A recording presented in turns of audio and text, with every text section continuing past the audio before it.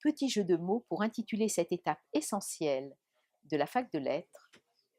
À présent, le présent, le labo.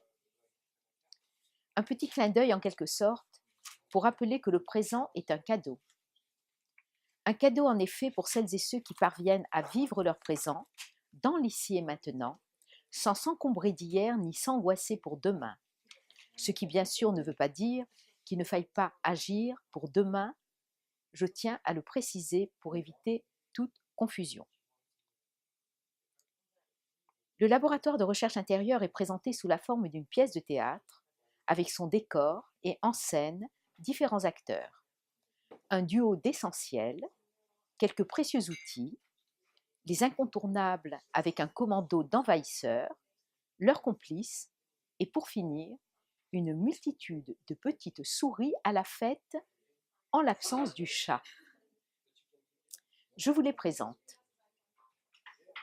Tout d'abord, le cœur et la conscience pour les essentiels. Cela ne vous surprendra pas.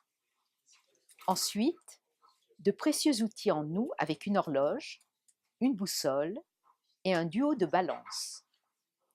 Puis, un commando d'envahisseurs incontournable sur le chemin de la connaissance de soi avec le juge, le censeur, la culpabilité, le regard de l'autre, ainsi que la reine de la jungle, la peur.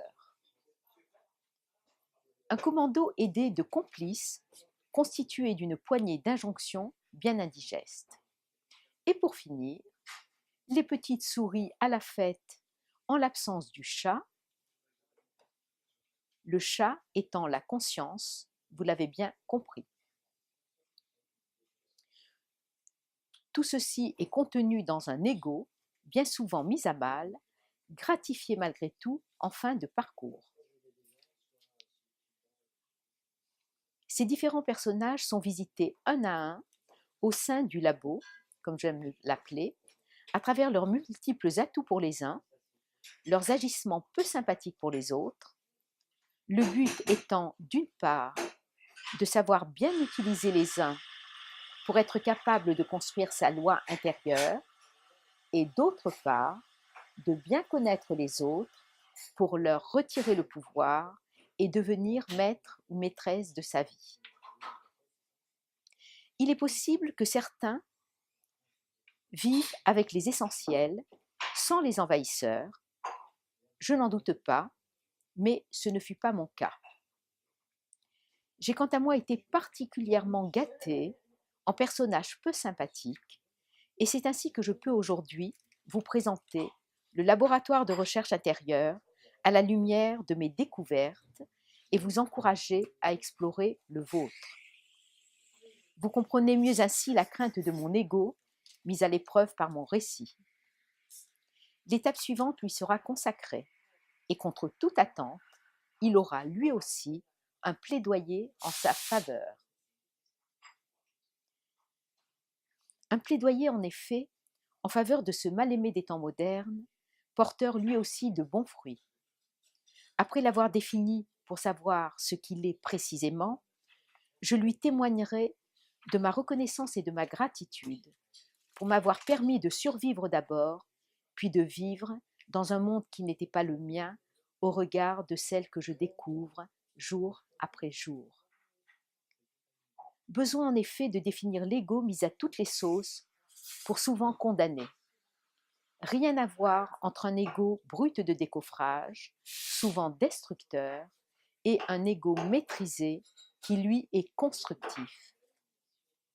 Tout n'est pas à jeter, et il est bon de savoir qu'il ne tient qu'à nous de faire de notre ego un allié. Reconnaissance et gratitude vis-à-vis de nos égos construits souvent sur nos faiblesses, pour nous permettre d'exister dans la famille, la société et le monde tel qu'il est. La fac de lettres a souhaité lui offrir la parole. Écoutez ce qu'il a à nous dire.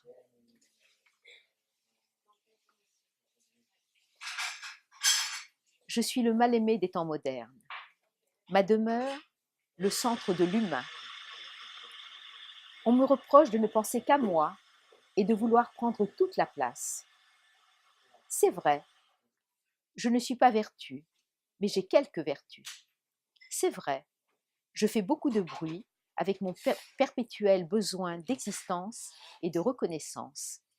C'est vrai, j'aime le pouvoir et tente de le prendre, mais de vous à moi, j'ai seulement le pouvoir qu'on veut bien me donner. Certains espèrent même me faire disparaître. Peine perdue, je suis incontournable dans le paysage humain. Ceux qui me connaissent bien le savent. Point besoin de me supprimer pour être, il suffit de me remettre à ma place. C'est ce que tentent d'ailleurs ces gens-là.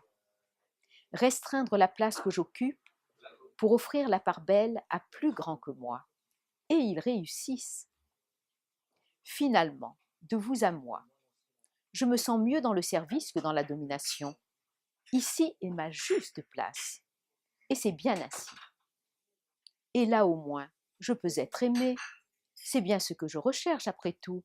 Je ne vais tout de même pas me plaindre.